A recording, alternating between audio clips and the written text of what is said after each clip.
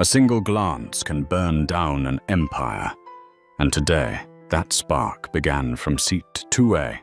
The Airbus A350 of Lumen Air had just leveled off into the New York twilight.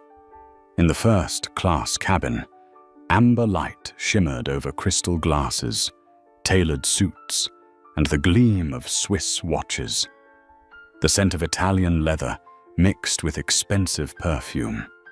The air heavy with the quiet arrogance of those accustomed to floating above the clouds. In the first row sat Adrian Cross, a tall, dark-skinned man of 43, calmly reading the financial news on his iPad.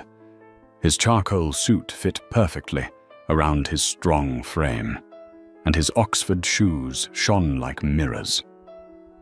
No one in the cabin knew that just a few hours earlier, this man had closed a $1.8 billion deal, acquiring a failing robotics company and turning it into the newest jewel in the crown of Onyx Capital Partners, the empire he had built with his own hands from a rented room no bigger than a matchbox. But in this cabin, no one cared about that. All they saw was a man of color in a suit too perfect to belong here. The click of heels stopped before the seat 2A. "Sir," a woman's voice said, soft but edged with suspicion. Brooke Turner, the chief flight attendant, nearly 40, with a smile as thin as a blade. Beneath her carefully painted face was a gaze both professional and doubtful. "Are you sure you're in the right cabin, sir?" The question landed like a cold slap, not because of the words, but because of the look. A look he had seen 1,000 times in 5-star hotel lobbies, corporate receptions, and every room where power and prejudice crossed paths. Adrian looked up, his voice low and steady. "Quite sure. My seat is 2A. Brooke hesitated for half a second, then the fake smile returned. "Of course, but just to be certain, may I see your boarding pass?" The cabin fell silent. A silver-haired man behind him lowered his Financial Times and glanced over. A model pretended to scroll through her phone, but froze mid-gesture. They said nothing, yet their eyes wrote an unspoken verdict. Adrian opened his briefcase, took out his thick boarding pass, and handed it to her. Brooke examined it longer than necessary, turning it over as if hunting for a mistake. "Everything seems to be in order," she said finally, dragging out her words. "We just have to be careful, you know. Sometimes economy passengers wander into the wrong cabin." She walked away, leaving a trail of frost in the air. Adrian closed his eyes and inhaled deeply. Memories flooded in, security guards asking to check his bag at luxury stores, waiters handing the bill to his companion instead of him. Every time, he endured it, knowing that anger only made their prejudice feel justified. He put on Bach, the deep cello notes wrapping around him like armor, trying to detach himself from the small world around him. But peace never lasts long. A light tap on his shoulder. Brooke again, her tone firmer this time. "Sir, your briefcase needs to go in the overhead bin. It can't stay on the floor during takeoff." Adrian opened his eyes. The slim leather case sat neatly under his seat, exactly where regulations allowed. He gestured calmly. "My case is within safety limits. The passenger next to me has a much larger bag." Brooke glanced at seat 2B, where a young tech heir was laughing over a glass of champagne. Her cheeks flushed, then she straightened and said sharply, "Are you refusing to follow my safety instructions, sir?" A question disguised as an order. Adrian stayed silent for a few seconds, then stood up slowly, and placed the case in the overhead compartment. Not because she was right, but because he knew reason would never win here. Brooke smiled, victory glinting in her eyes. "Thank you for your cooperation." Adrian sat back down, replaced his headphones, but the music had turned hollow. Anger pressed in his chest, not burning, but freezing, solid, sharp, controlled. Then came fate's third visit. As he spoke quietly on the phone with his London office to confirm the car on arrival, Brooke stopped again by his seat, her tone cutting. "Sir, I need you to turn off your phone immediately. We're about to push back." Adrian ended the call and raised his screen, showing the airplane mode icon. "I've complied with your request, ma'am."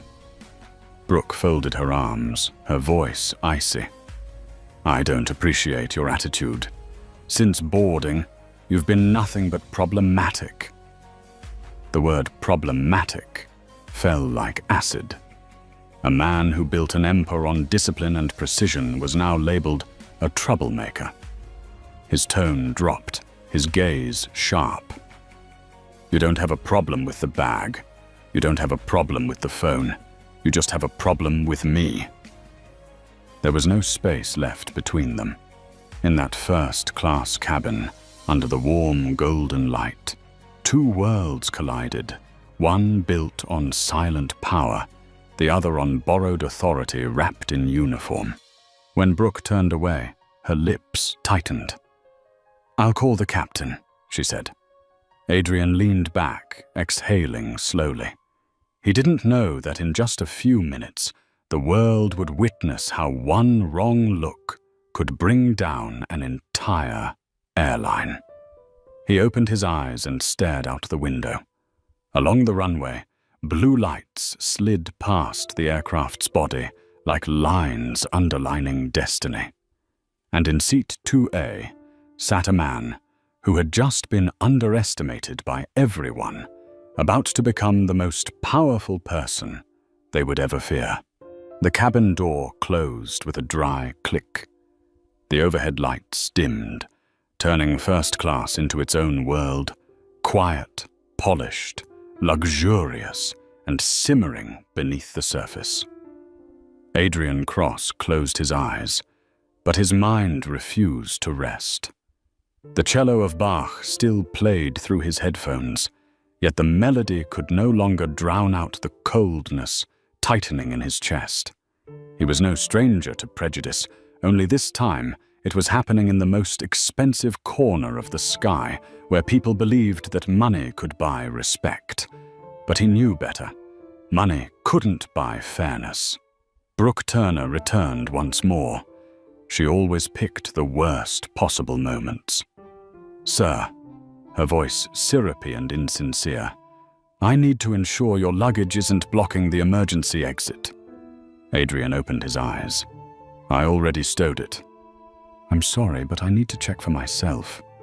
She bent down, eyes scanning like a detective searching for evidence. The passenger beside him, the young tech heir, let out a low chuckle and began recording with his phone. A sharp, refined humiliation crawled through Adrian's nerves. Brooke straightened, nodding. "Good. This time it's fine." Her tone carried the smugness of a teacher correcting a stubborn student. Adrian turned toward the window, his fingers tightening slightly around the armrest. Every negotiation tactic, every leadership lesson, every skill in emotional control he had learned from decades of billion-dollar deals, all of it had to be summoned now, just to keep her from seeing his anger. But Brooke wasn't finished. She turned toward seat 2B, leaning closer. "Would you like another glass of champagne, sir?" "Oh, perfect," the blonde man smiled. "Thank you, Brooke." They laughed together, the sound sharp as breaking glass. As Brooke walked away, Adrian heard the man murmur under his breath, just loud enough for him to catch. "Can't believe they let People like that sit up here. Brooke didn't respond, just a brief silence. But that silence was complicity. Adrian closed his eyes again. Inside his mind, his father's voice echoed, the voice of a man who once worked in a steel mill in Chicago. Don't react with anger, son. That's what they want. Anger proves them right. Results prove them wrong. He took a deep breath, leaned back, swallowing the bitter taste rising in his throat. But when a bead of cold sweat slid down his temple, he knew his patience was wearing thin. 10 minutes later, as the plane prepared to push back, Brooke's voice cut through the air again, this time sharp as an interrogation. Mr. Cross, I need to confirm that your phone has been completely turned off. Adrian opened his eyes. It's on airplane mode. He held up the screen. We require it to be fully powered down, not just airplane mode. For what reason? For safety. A passenger behind them sighed quietly, clearly growing annoyed. Brooke noticed, but she didn't back down. She needed to assert her power, however small, in this confined kingdom. Adrian let out a quiet laugh, not one of amusement, but the kind of laugh a man gives when he recognizes a game. Do you really think I could bring down the plane with a phone call? Brooke inhaled sharply. If you refuse to comply, I'll have to call the captain. Go ahead. The air thickened. Several pairs of eyes turned toward them, watching like an audience at a play. Brooke turned away, lips pressed tight, her steps heavy as she marched toward the cockpit. And in that moment, Adrian knew she wasn't going to ask for help. She was going to find a way to remove him. The cockpit door opened. Captain Thomas Grayson stepped out, tall, broad-shouldered, face expressionless. His voice was firm, professional. Mr. Cross, my crew has informed me that you've refused to comply with instructions and displayed disruptive behavior. We can't proceed with takeoff under these circumstances. Adrian met his gaze. She's lying. I've followed every regulation from luggage to phone protocol. The only issue here is that she doesn't like seeing someone like me sitting here. Grayson squinted. Someone like you? Adrian replied, voice calm and low. Someone who doesn't look like what she's used to seeing in first class. A silence fell. No one spoke, but everyone understood. The captain exhaled. I'll have airport security escort you off the plane. We have a zero-tolerance policy for any behavior that makes the crew feel unsafe. Unsafe? Adrian repeated, a faint smile crossing his lips.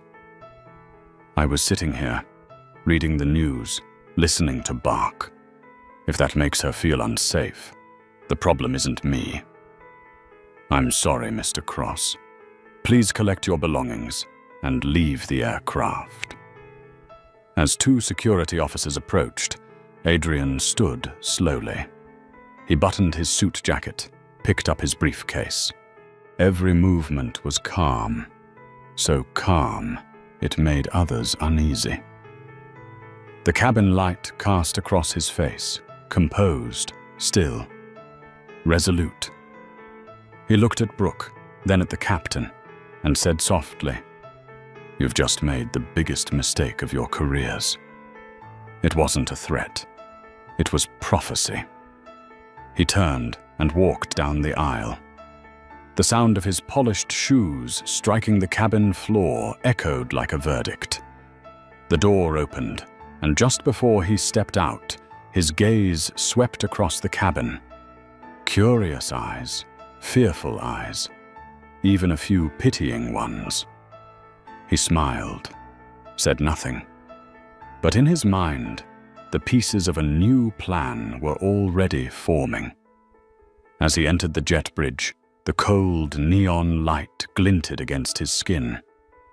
Behind him, Brooke's voice carried faintly through the door, quiet but clear enough for him to hear. So tired of people like that. Adrian paused for half a second. One heartbeat. One breath. Then he walked on, leaving behind the plane and the entire world that, in just a few months, he would own. Fueled by the very contempt they had shown him, the jet bridge felt like a corridor of punishment.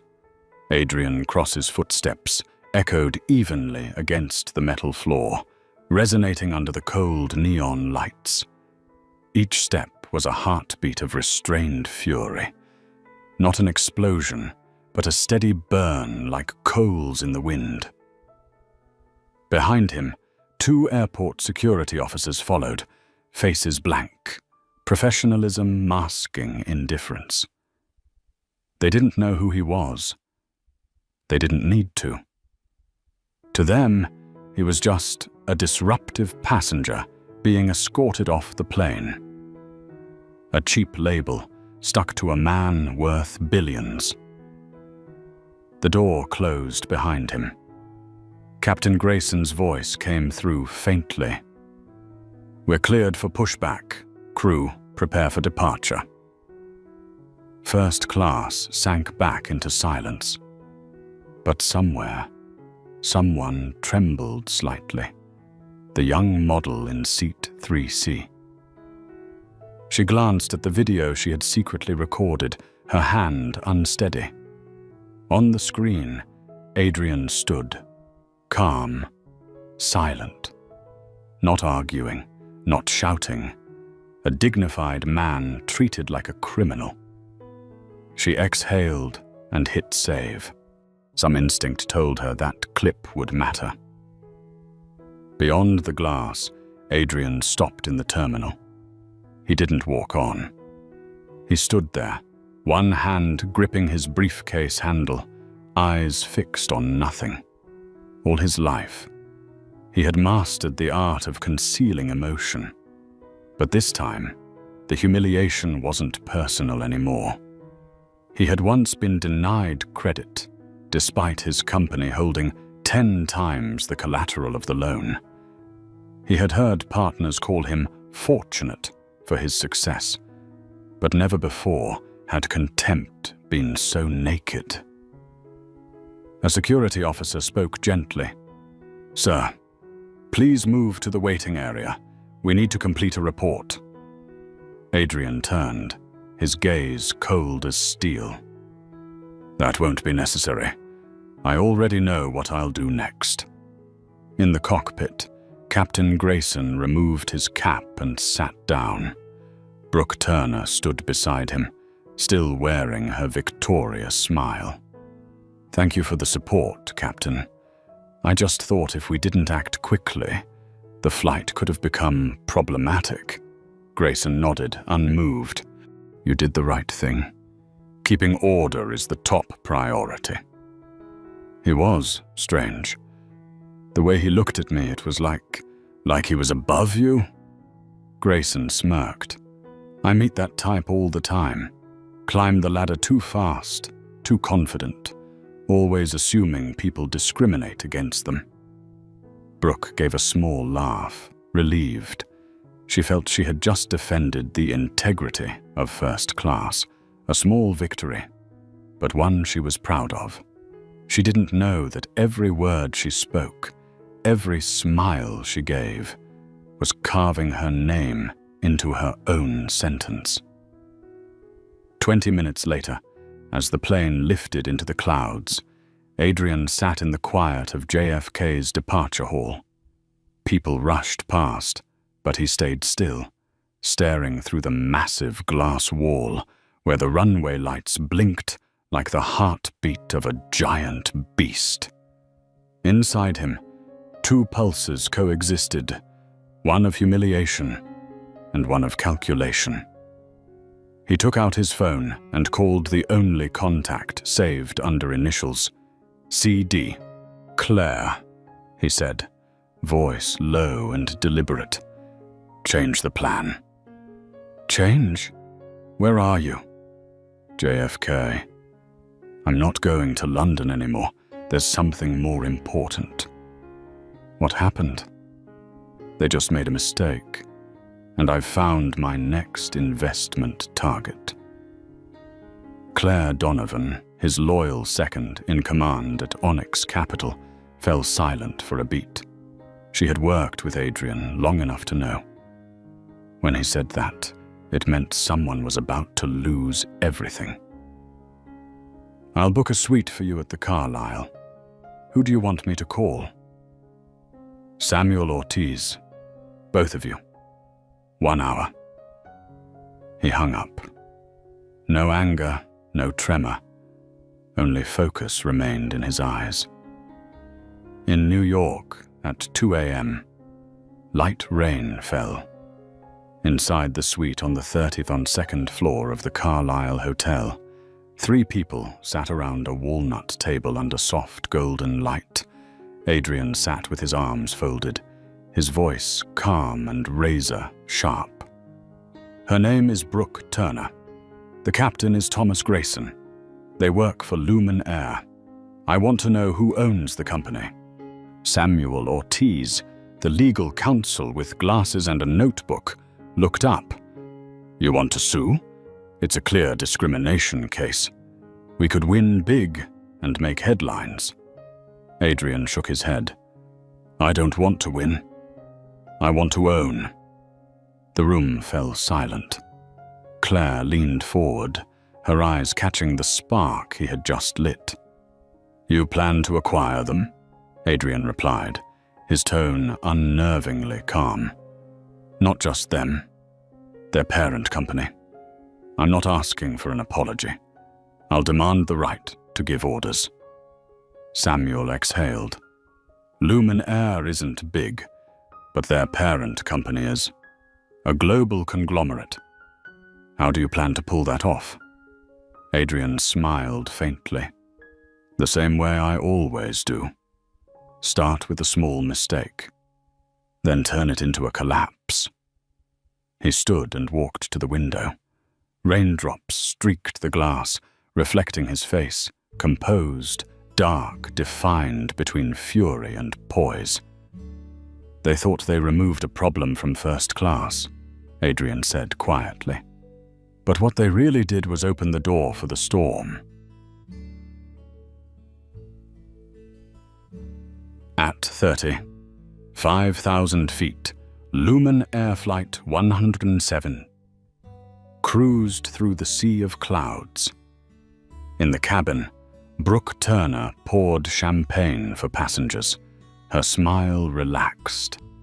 She didn't know that far below, the man she had just expelled from seat 2A was rewriting the future of her airline, line by line, plan by plan, number by number. And this time he didn't just want his seat back, he wanted the cabin, the crew, and the entire sky. The New York rain fell hard against the glass of the Carlyle Hotel's 32nd floor.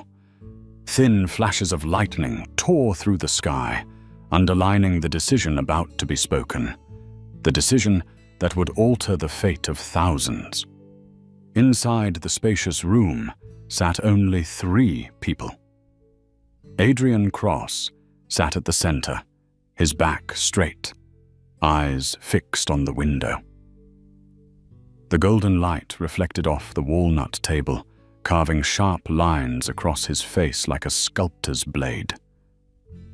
Across from him, Claire Donovan, Chief Operating Officer of Onyx Capital, held an iPad displaying a stock chart. Beside her, Samuel Ortiz, the company's legal counsel, flipped through his notebook, pen poised. No one spoke. They were used to this kind of silence, the silence before a tsunami, when Adrian was about to issue an order. He set his glass of wine down, his voice low and unnervingly calm. We're not going to sue. Claire looked up slightly. Not sue? Adrian, you were publicly humiliated. The entire cabin looked at you like a criminal. You have video evidence, witnesses, the law on your side. This was blatant racial discrimination. We could win easily. Adrian smiled faintly, but it was a smile laced with irony. Win? And then what? They send me a check, issue a scripted apology, fire one flight attendant, and host a 3-day diversity training seminar. Then everything goes back to normal. They lose a few million. I lose a few weeks. The system stays the same. Samuel interjected. But you could make them pay. Take it public, shake the media. Lumen's reputation would collapse. Adrian turned to him, his eyes sharp as a blade. Wrong. I don't want their reputation to collapse. I want them to collapse. The air grew heavy. Claire set her iPad down. Then what are you planning? Adrian rose from his chair and walked slowly toward the window. The city reflected off the glass, a maze of light, rain, and power. Lumen Air is just a doorway. I want to know who's holding the key. Samuel understood instantly. He opened his laptop and began typing rapidly. Lumen Air, subsidiary of Meridian Holdings Group. MHG is publicly listed in London. They own a chain of hotels, a shipping company, and an aviation conglomerate. That's Lumen. Chairman of the board, Sir Benedict Hawthorne, 60-6, British aristocrat, third generation in a corporate dynasty. Net worth approximately 20 to 5 billion pounds. Adrian nodded slightly. And he thinks he's untouchable. He turned back toward them, his gaze steady. Good. Then we'll buy his throne. Claire leaned back, her eyes widening with equal parts awe and excitement. You're talking about a takeover? Not an ordinary one, Adrian replied, his voice deep, each word like the strike of a hammer. This will be a ghost hunt. I won't knock on the door. I'll walk through the walls. Samuel frowned. Adrian, Meridian is massive. They control dozens of subsidiaries, shareholders spread across Europe. To buy a controlling stake, you'd need billions. Even Onyx couldn't conceal a transaction that size. Adrian returned to the table and unlocked his phone, the screen lighting up with streams of financial data. Wrong. We don't need full control yet. We need influence. We'll collect it piece by piece through dozens of shell entities, each holding less than 5%. Below disclosure thresholds, no one will know who we are. By the time they realize, it'll be too late. Claire looked at him, admiration and unease flickering in her eyes. You're talking about a financial coup d'etat? Adrian smiled faintly. No, a structured punishment. I'm going to teach them a lesson about power, not in the sky, but on the ground. Samuel pressed his palms to the table, voice grave. If you do this, you'll make yourself an enemy of the entire British financial establishment. Adrian turned to him, locking eyes. I don't need to be part of their club. I'll buy their club. A long silence followed. Outside, the rain intensified, hammering the windows like the applause of fate. Claire opened her laptop, fingers flying over the keys. Fine. I'll have the analytics team trace the entire ownership structure of MHG. We'll need a list of major shareholders, bond obligations, cash flow statements, and audit reports. And I, Samuel added, will build a network of shell companies in the Caymans, Panama, and Liechtenstein. Everything clean, legal, untraceable. Adrian looked at them and nodded. Do it. We start tomorrow morning. But remember, he paused, his eyes glacial. This isn't just retaliation. This is a test. I want to see if, when pushed to the bottom of prejudice, people still have the courage to rise. When Claire and Samuel left the room, Adrian remained by the window. Lightning flashed, reflecting across his face, the face of a man once underestimated, now ready to deliver judgment. He took out his phone and opened his contacts. The name Lumen Air, Complaint Depot, appeared. He swiped left and deleted it. Then he opened notes and typed a single line. New target, Meridian Holdings Group. He pressed save, then set the phone down. Outside, the storm raged on, but inside him, another storm had begun to take shape. The storm of calculated revenge, of justice bought with shares. Somewhere far above, at 36,000 feet, Brooke Turner was smiling at passengers, raising a glass of champagne, proud she had preserved the standards of first class. She had no idea that each drop falling into that glass was the first ripple of the tsunami already on its way. The next morning, Manhattan was wrapped in a thin layer of mist. The city moved with its usual rhythm, the honking of cars, the shuffle of footsteps, the hiss of coffee steaming in paper cups. But on the 52nd floor of Onyx Capital headquarters, the air was dense, charged like a laboratory moments before an explosion. Adrian Cross entered the conference room in a dark blue suit and silver-gray tie, his eyes sharp as a scalpel. Across the table sat Claire Donovan and the financial analysis team. Everyone stood the moment he walked in. At the far end of the room, the screen displayed the logo of Meridian Holdings Group, bold gold letters against a black background. Beneath it sprawled a web of charts, diagrams, and interlaced lines. Claire began her report, her voice fast and precise like a bullet. We've completed the sweep. Meridian is a classic British-style conglomerate, heavy on tradition, light on efficiency. Their portfolio consists of 4 main divisions: aviation under Lumen Air, the Imperial Grand Hotel chain, Blue Tide Logistics in maritime transport, and an internal pension investment fund. Total market value, roughly £25 billion, but their financial structure is fragile. Adrian tilted his head slightly, signaling her to go on.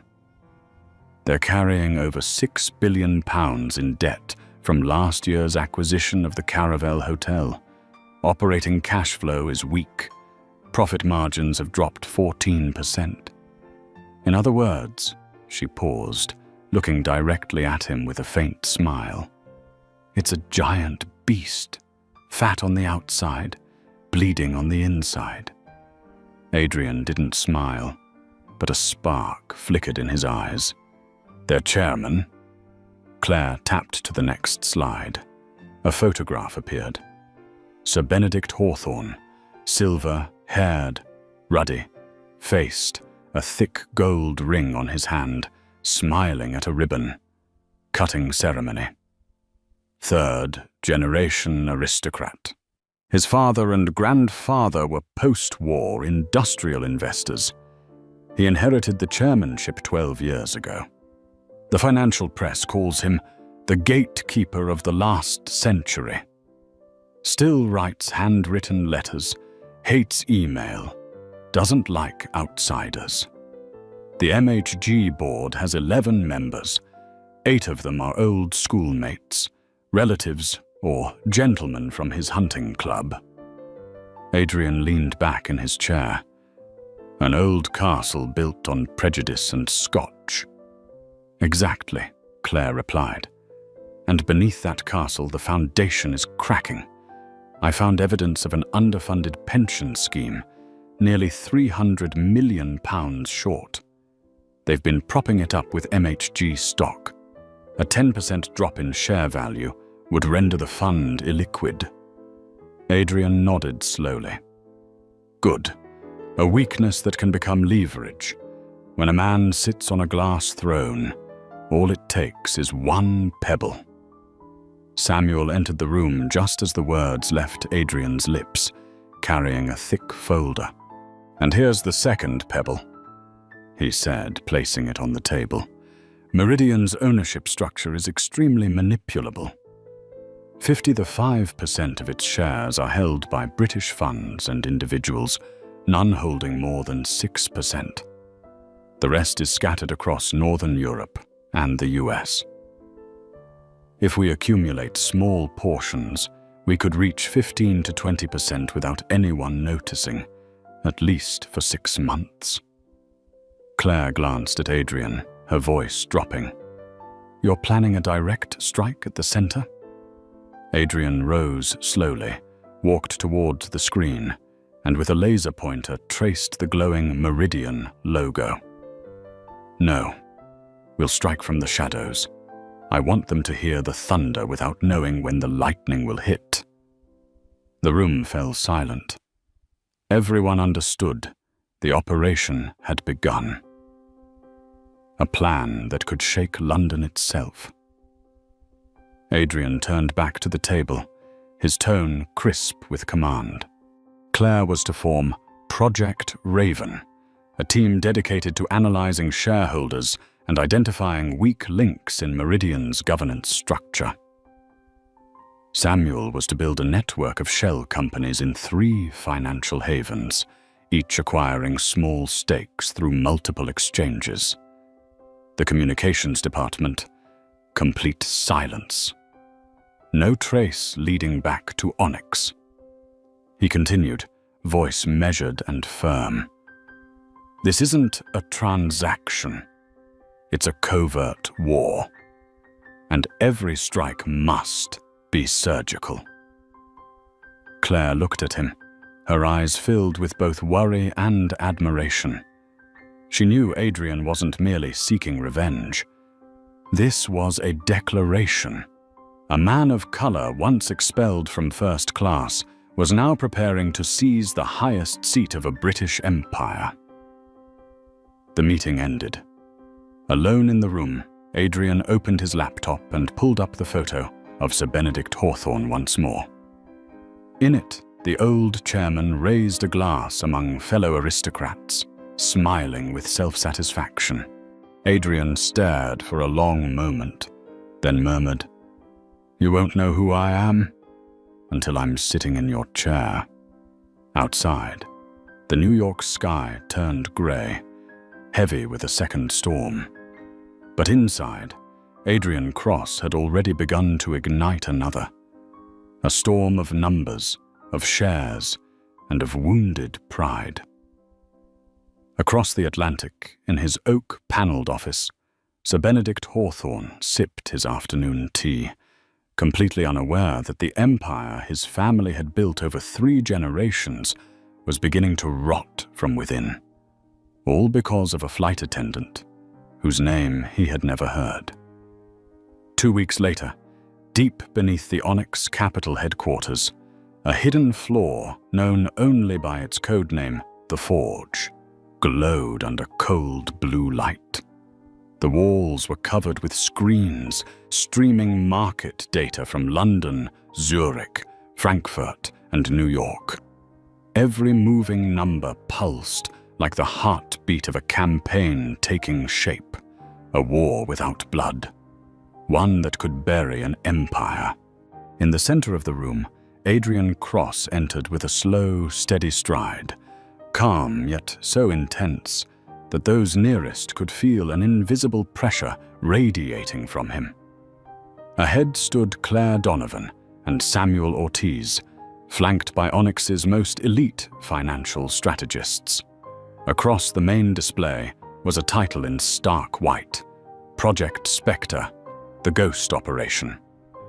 Claire began the briefing, her tone crisp and unwavering.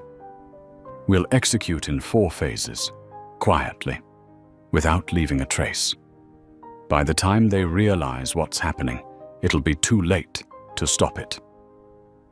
Samuel pointed at the cash flow diagram.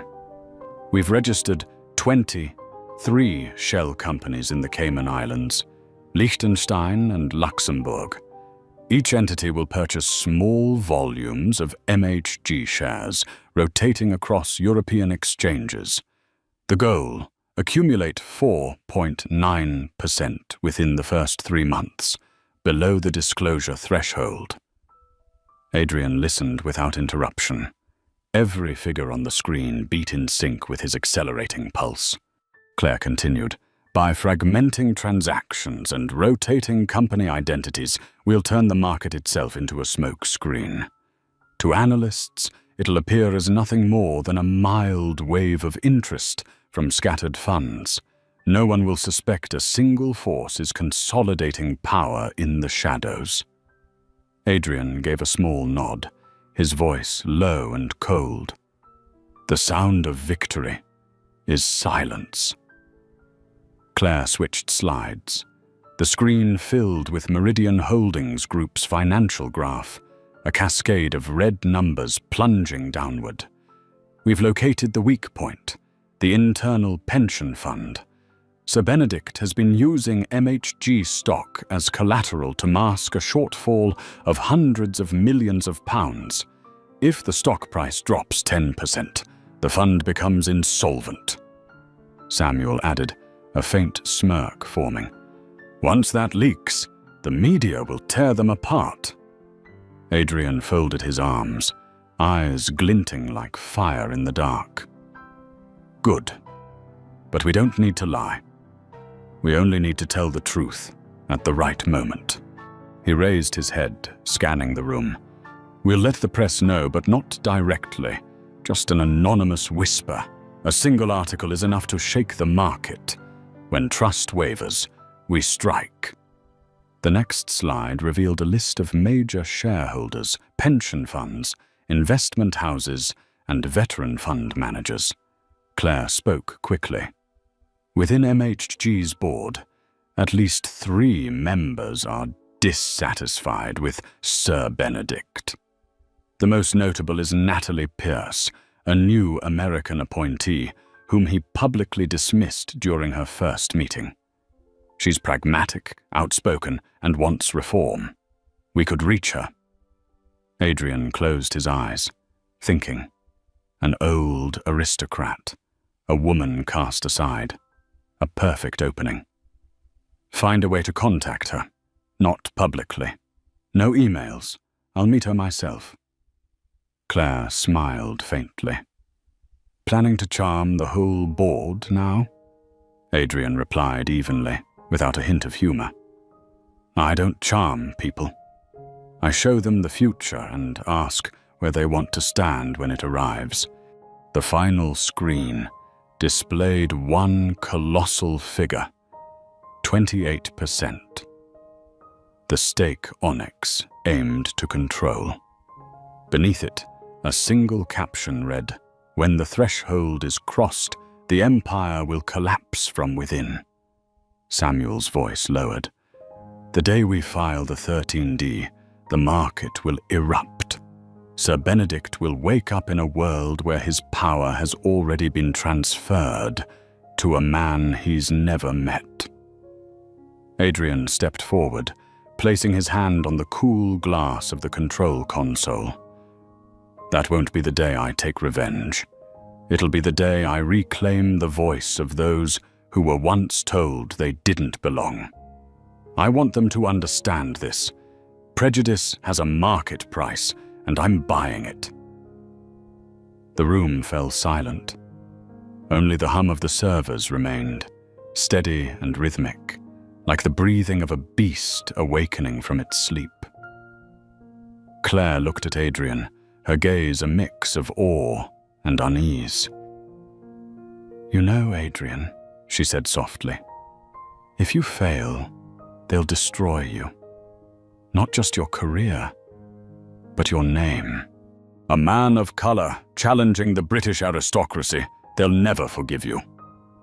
Adrian met her eyes, a faint, serene smile crossing his lips, the calm of someone who had long learned to stand in the eye of the storm. "They won't forgive," he said quietly, "but they'll remember. And in history, I'd rather be the one hated for the right reason than loved at the wrong time." Outside, the crimson glow of sunset spilled over the Manhattan skyline. The city blazed to life, and within Adrian Cross, Project Spectre had officially begun. Across the ocean in London, Sir Benedict Hawthorne lifted a glass of port beside his fireplace, smiling at the quarterly profit report, unaware that half a world away, a hand had already begun tugging at the strings beneath his throne. 6 months later, the financial world still appeared unchanged. London buzzed as always with the honking of black cabs, gentlemen in tailored suits, sipping afternoon tea while discussing stocks as if nothing had shifted. But beneath that calm surface, an earthquake had begun to spread. In the basement of Onyx Capital, Project Spectre, the ghost operation, had entered its most dangerous phase. Hundreds of small buy orders, scattered across the exchanges of London, Zurich, and Frankfurt, were being executed through innocuous-sounding entities: North Shore Holdings, Eurovest Partners, Golden Meridian Limited. Each share acquired was a stepping stone in a silent coup. By the end of the second quarter, Adrian Cross and his team had quietly accumulated 4.9% of Meridian Holdings Group, just low enough to avoid detection, yet powerful enough to wait for the right moment to strike. One late evening, the white lights of the forge reflected off Claire Donovan's face as she typed non-stop, the string of numbers flickering like the heartbeat of a living organism. When the chart was complete, she turned, eyes gleaming as if she had discovered gold veins in stone. "I've found the weakness," she said. Adrian, standing by the window listening to classical music through his headphones, lifted his head. "Which weakness?" "Not Lumen Air, not the Imperial Hotels, the Internal Pension Fund." She activated the main screen. It flared red with collapsing trend lines. "Sir Benedict has been using MHG stock as collateral to cover the pension shortfall. They overvalued projected returns, and the fund is reinvesting directly into MHG shares. A mere 10% drop in stock value would make the fund insolvent." Samuel Ortiz exhaled, muttering, "A ticking time bomb." Claire's thin smile sharpened. "We just have to flip the switch." 2 days later, Adrian sat in his Manhattan apartment, calling through an encrypted line to a man in London, Michael Davies, a veteran journalist at the Financial Times. "Michael," he said, his tone low and even, "I hear Meridian Holdings is still using pension spreadsheets from 1999. Davies chuckled. "You got a source?" "Just someone who likes financial justice." Adrian ended the call without another word. 2 weeks later, the article exploded onto the front page. "The Gilt-Edged Gamble, Meridian Holdings Pension Fund on the Brink." The report was so detailed it rocked the financial community. It exposed Sir Benedict Hawthorne's mismanagement, revealing how he had used imaginary profits to cover real losses. and warned that thousands of employees could lose their pensions if the market turned. Within a day, MHG's stock plunged 5%. The next day, another 8%. The media swarmed, investors panicked, and analysts began calling MHG the Titanic of the 21st century. In London, inside his oak, panelled office, Sir Benedict slammed the Financial Times onto his desk. "Who dares do this?" The board sat in silence. A few members lowered their heads, others exchanged nervous glances. No one spoke because they knew the article wasn't wrong. "This is slander," Benedict roared. "Find the source of the leak. I want them crushed." An older board member murmured, "Sir, perhaps we should launch an internal investigation." "Investigate what?" Benedict barked. "I know who's behind this. The Americans. Those hedge fund vultures circling our carcass." He didn't realize that the vulture he cursed was already flying right above his head. A week later, as the markets spun into chaos, Adrian gave the order, "Begin Phase 2." The Onyx shell companies moved in unison. As terrified investors dumped their shares, Adrian bought them all.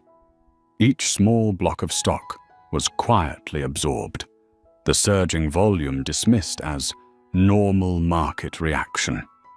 Within 20 days, Onyx's ownership had risen from 4.9% to 15.2%. No one noticed. No paper reported it. Claire studied the numbers and smiled. "We've just become Meridian Holdings' largest shareholder, and they still think they're safe." Adrian's eyes hardened like steel. "Now we need an ally on the inside." 3 days later, in Geneva, amid the glass corridors of the Women in Leadership Conference, Adrian Cross approached Natalie Pierce, the only independent female director of MHG, the same woman Sir Benedict had publicly interrupted during a board meeting. "Natalie Pierce," he said, voice deep and steady. She turned, startled. "And you are?" "Adrian Cross, Onyx Capital." He smiled slightly, his gaze sharp enough to read her thoughts. "I'm not here for the conference. I'm here for Meridian's future." Her eyes narrowed. "What do you want from me?" "Not from me," Adrian replied calmly. "From them. They need someone brave enough to save the company from its past." He handed her a sleek black business card engraved with 2 silver words, Onyx Capital. "In 4 weeks, the world will learn that I own 28% of Meridian Holdings. When that day comes, you'll have a choice. Stay with a rotting empire or step into the future with me."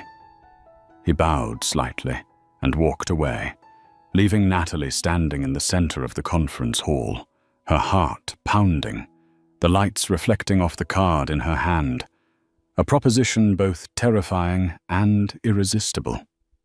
That night in London, Sir Benedict sat in his office, the firelight flickering across his flushed face. He had no idea that outside, the world who he believed he ruled was already slipping from his grasp, and the enemy he had never met was tightening his grip around him, like a ghost reaching for a throne. 4 weeks later.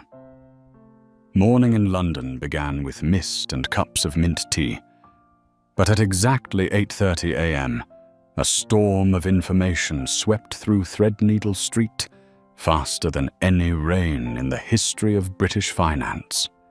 Every major financial outlet lit up with the same headline. Onyx Capital, the American fund founded by Adrian Cross, acquires 28% of Meridian Holdings, launches bid for chairmanship. Within 30 minutes, Meridian Holdings Group's stock price shot upward so violently that trading had to be halted twice. The financial world was stunned, and Sir Benedict Hawthorne, fresh from breakfast at the Royal Club, stood frozen in the mirrored lobby, the Financial Times trembling in his hands. "Who is Adrian Cross?" he asked hoarsely, his voice cracking like glass. No one answered, because everyone was asking the same question.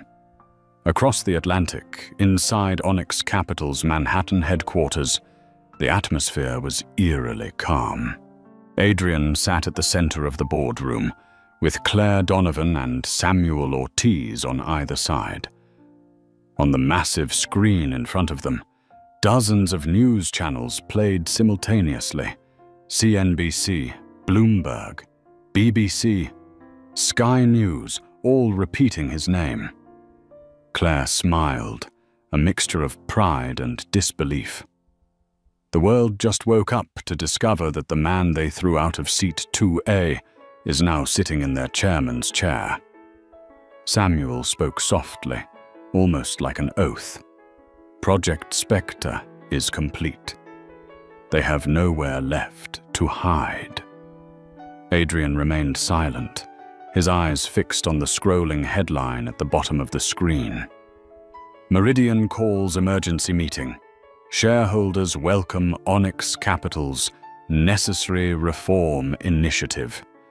He inhaled deeply, then exhaled slowly. His voice was calm, but glacial.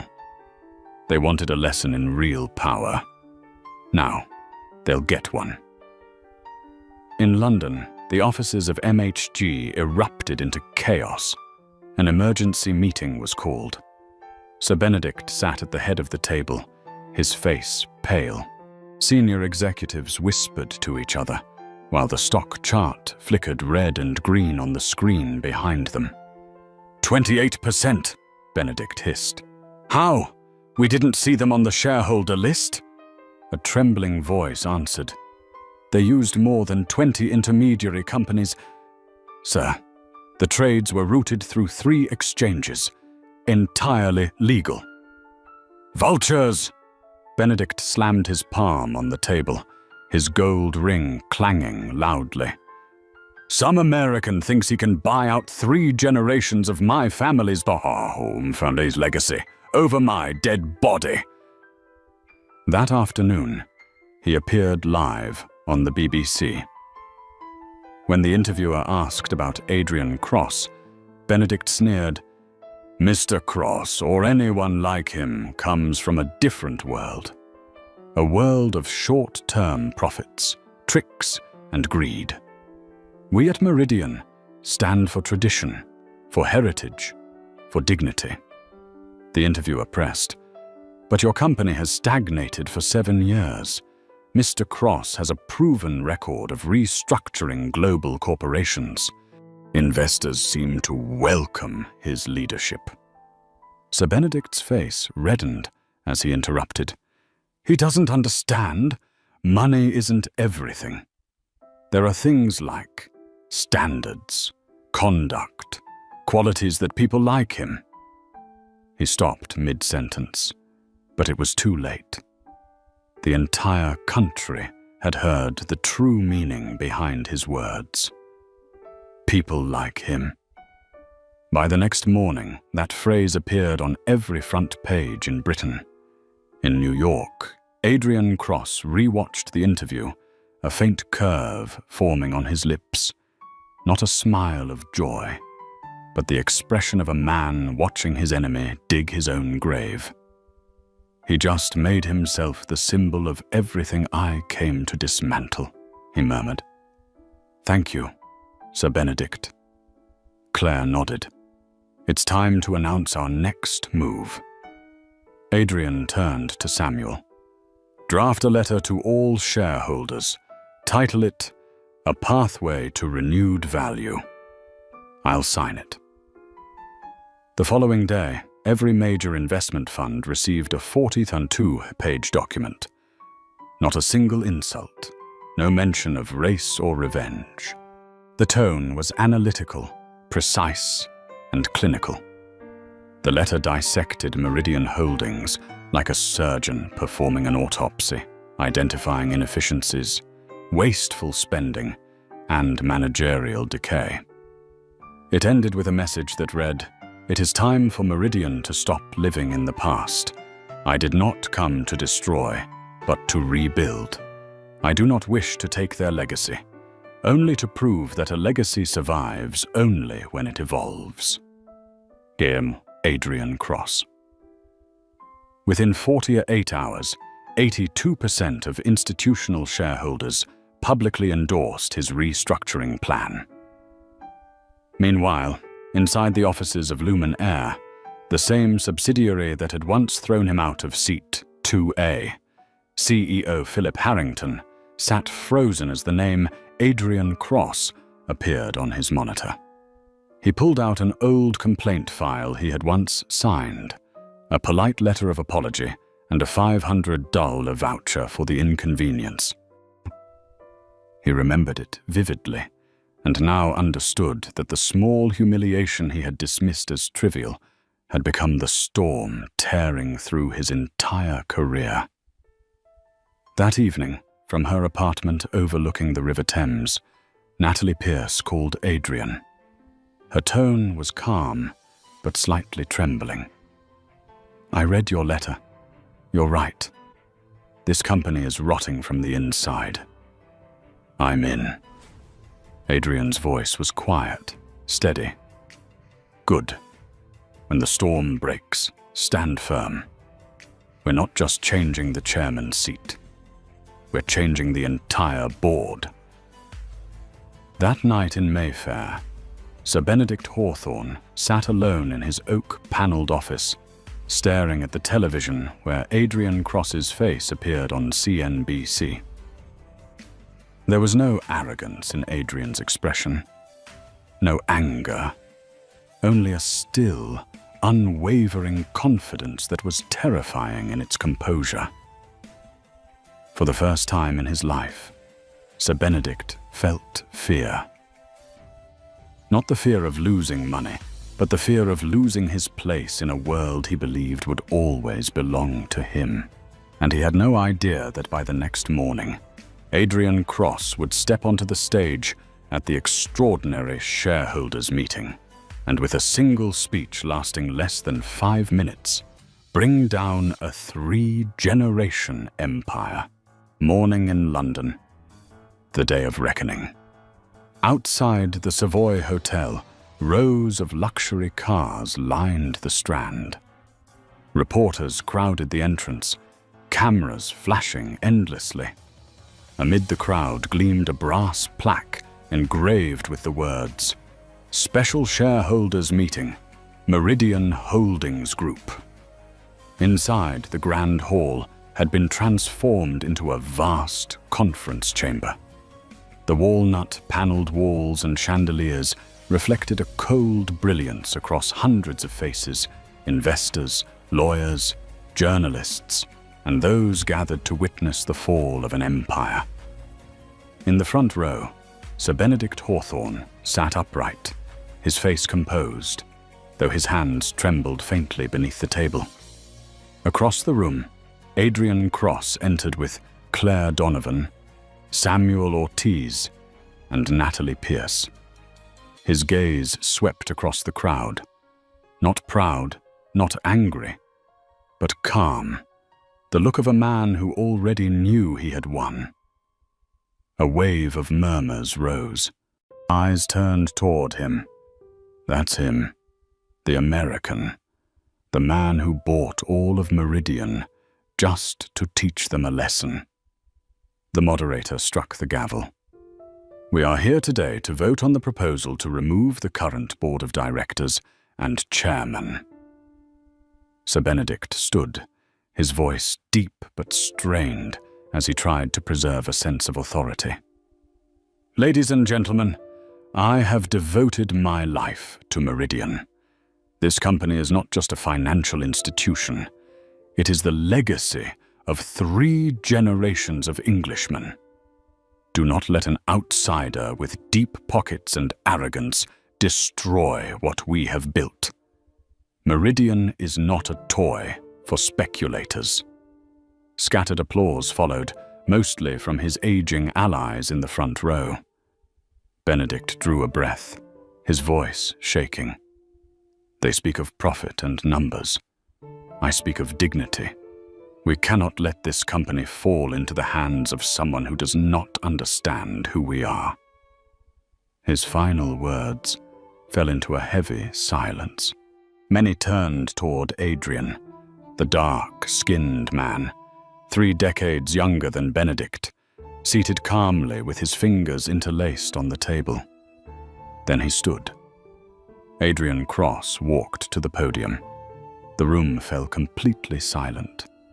He carried no papers, no teleprompter, only the voice of someone who understood the weight of every word.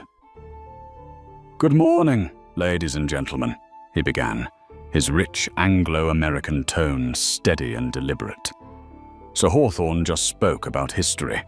I will speak about the future." A pause.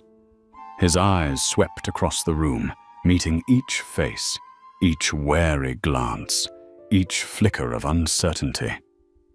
For the past 10 years, Meridian has not been a beacon of the financial world.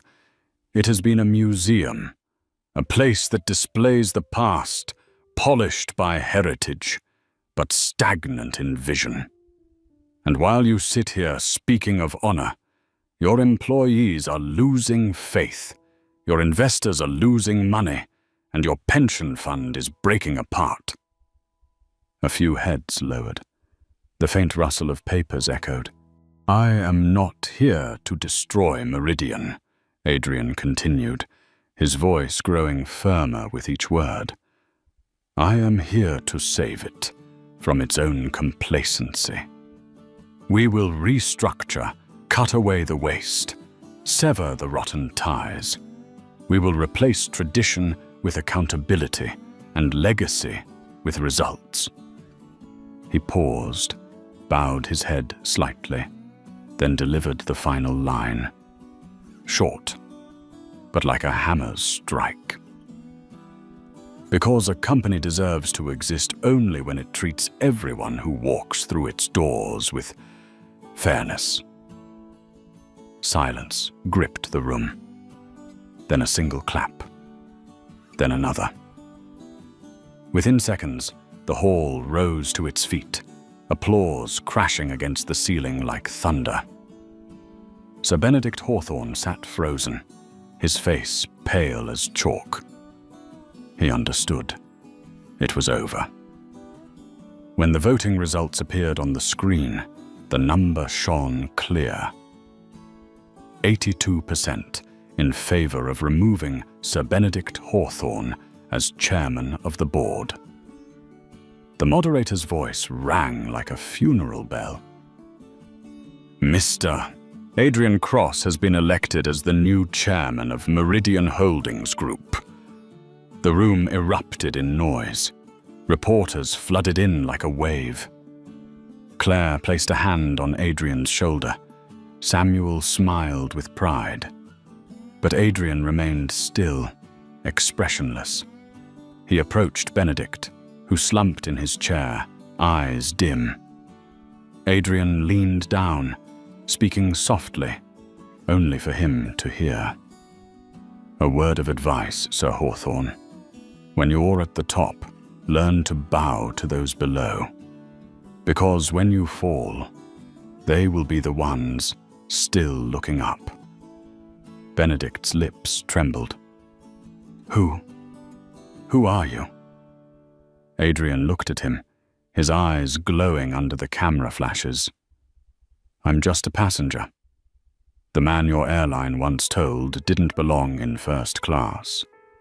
Then he turned and walked away. Outside the Savoy, the press swarmed the steps. As Adrian emerged, microphones thrust toward him. "Mr. Cross, is this an act of revenge? What message do you have for those who doubted you?" He paused briefly, smiling faintly, his voice deep and calm. "Not revenge. A redefinition of justice." He walked on, through the flashes and the frenzy. Above London, the grey clouds began to part, revealing the pale light of dawn. An empire had fallen. A new era had begun. The next morning, the Financial Times opened with a headline stretching across its front page. From seat 2A to the chairman's seat, Adrian Cross and the revolution at Meridian Holdings. In less than 24 hours, the news spread across the world. A man once expelled from first class because of prejudice now held power over the very corporation that owned the airline responsible. It sounded like a novel, except this was real. In the former office of Sir Benedict Hawthorne, the early light fell across a thin layer of dust covering the gold-plated nameplate. On the desk lay a thick envelope containing the internal financial investigation report. The first line, bold and damning, read, "Uncontrolled spending. Personal expenses exceeding £12 million." Benedict had already signed his withdrawal agreement, surrendering all privileges in exchange for avoiding criminal charges. He quietly sold his Cotswolds estate and moved to the coast. The man once hailed as the gentleman of the market was now nothing more than a name erased from the club registry. An old monument had crumbled in silence. Adrian never mentioned him again. Revenge had never been the goal. He only wanted to restore what was right. At Lumen Air, CEO Philip Harrington sat motionless in the boardroom. His phone rang non-stop. On the other end was the new office of the board of directors. The secretary's voice came through, calm and cold. "Mr. Harrington, Chairman Cross would like to speak with you directly." His throat went dry. "Yes, please connect me." A click. Then Adrian's voice came through, low and precise. No introduction needed. "Mr. Harrington, I've reviewed Lumen's recent reports.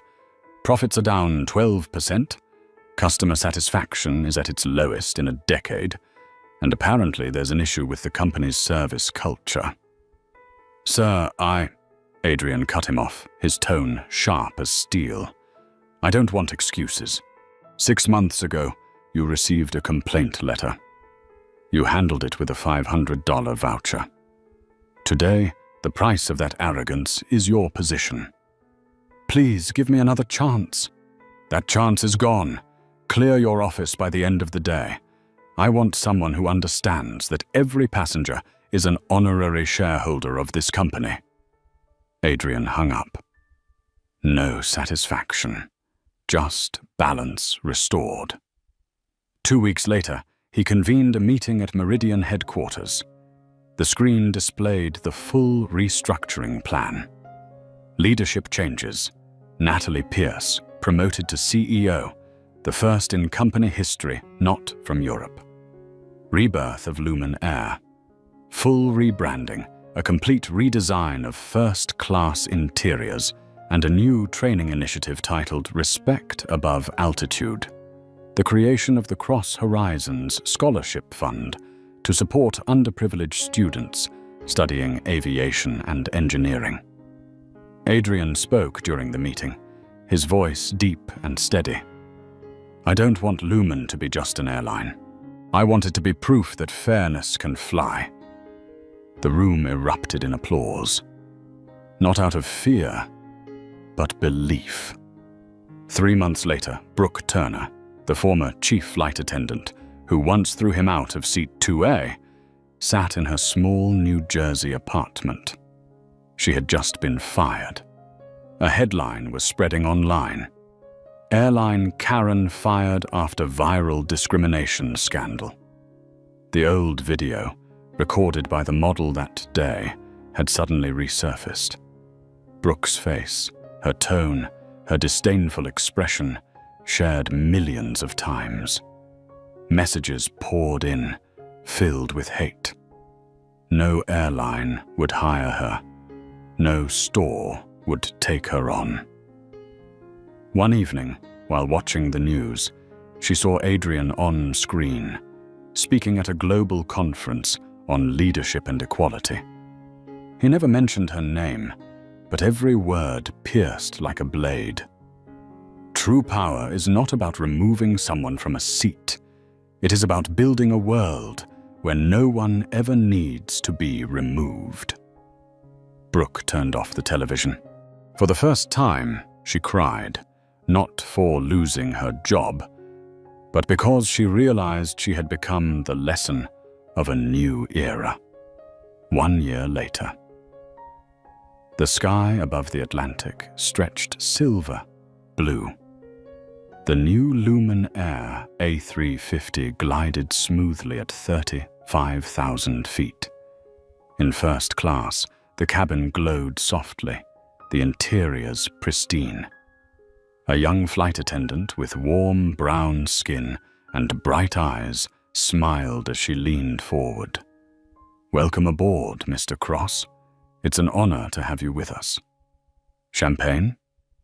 Adrian shook his head gently. "Water is fine, thank you." She nodded and walked away. Adrian rested back into seat 2A, the very seat from which he had once been humiliated. Now it was no longer a symbol of status. It was proof of justice. He looked out the window. The clouds stretched like ribbons of white silk. Below, the world still turned. Prejudice still existed, but at least he had shifted it a little closer to fairness. Adrian closed his eyes. In the quiet cabin, only the steady hum of the engines remained, like the heartbeat of the sky. "They threw me out of seat 2A, he thought, and because of that, I learned how to fly higher. The headline on the evening news captured it all. From the man kicked off a plane to the one who bought the sky. No one saw Adrian smile as he read it, because for him, the real victory wasn't in the stock price, the title, or the headlines. The real victory was seeing people once overlooked, as he had been, walk through the doors of first class without bowing their heads. Justice at last had learned to fly. And so the journey of Adrian Cross came to a close, not with applause, not with loud revenge, but with a silence full of power. From a seat that was taken away, he reclaimed the entire sky. From a look of disdain, he built a world where respect no longer needed permission. He didn't just buy back a corporation or replace a chairman. He redefined what power truly meant, that it doesn't live in suits, business cards, or titles, but in how we choose to treat others, even when we have the power not to. Now, every time a Lumen Air flight takes off, people don't just speak of luxury or class. They speak of a lesson that pride can make us soar, but only kindness keeps us in the sky. And Adrian, he still sits there, in seat 2A, quietly gazing out the window, knowing that justice doesn't need to be loud. Because those who once looked down on him now have to look up to see that a man once thrown off a plane could become the one who owns the sky. If this story touched you, leave a like to help spread its message of fairness and dignity. Don't forget to subscribe so you won't miss the journeys to come, where even the smallest wound can spark the fire that changes the world. And drop 3 short words in the comments. Justice takes flight.